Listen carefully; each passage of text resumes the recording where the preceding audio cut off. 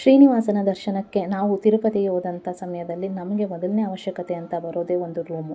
ನಾವು ಉಳ್ಕೊಳ್ಳೋದಕ್ಕೆ ಒಂದು ರೂಮಿನ ಅನುಕೂಲ ನಮಗೆ ಮಾಡ್ಕೊಳ್ಬೇಕಾಗತ್ತೆ. ಇದನ್ನು ನಾವು ಆಫ್ಲೈನಲ್ಲಿ ಕೂಡ ನಾವು ಬುಕ್ ಮಾಡ್ಕೊಳ್ಬೋದು. ತಿರುಪತಿನಲ್ಲಿ 2-3 ಕಡೆ ರೂಮ್ನ ಕೊಡ್ತಾರೆ. 50 ರುಪೀಸ್, 100 ರುಪೀಸ್ ಮತ್ತು 1000 ರುಪೀಸ್ ರೂಮ್ಗಳು ಕೂಡ ನಿಮಗೆ ಸಿಗುತ್ತೆ. ತಿರುಪತಿಯಲ್ಲಿ ಒಂದು ಸೆಂಟ್ರಲ್ ರಿಸರ್ವೇಷನ್ ಆಫೀಸ್ ಅಂತ ಇರುತ್ತೆ, CRO ಆಫೀಸ್ ಅಂತ.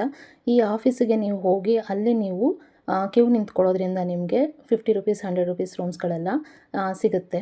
ಇಲ್ಲಿ ಕ್ಯಾಶ್ ತೊಗೊಳ್ಳೋದಿಲ್ಲ ಅವರು, ನೀವು ಆನ್ಲೈನ್ ಪೇಮೆಂಟೇ ಮಾಡಬೇಕು. 50 ರುಪೀಸ್, 100 ರುಪೀಸ್ ರೂಮ್ಗಳಿಗೆ 500 ರುಪೀಸ್ನ ನೀವು ಡೆಪಾಸಿಟ್ ಮಾಡಬೇಕಾಗತ್ತೆ. ನೀವು ನಿಮ್ಮ ಆಧಾರ್ ಕಾರ್ಡು ಮತ್ತು ನಿಮ್ಮ ಫೋನ್ ನಂಬರು ಎರಡನ್ನೂ ಕೂಡ ಕಂಪಲ್ಸರಿಯಾಗಿ ಇಟ್ಕೊಂಡಿರಬೇಕು. ನೀವು ನಿಮ್ಮ ಫೋನ್ ನಂಬರ್ನ ಕೊಟ್ಟು ನೀವು ರಿಜಿಸ್ಟ್ರ್ ಮಾಡ್ಕೊಳ್ಬೇಕಾಗತ್ತೆ ರೂಮ್ಗಳಿಗೆ.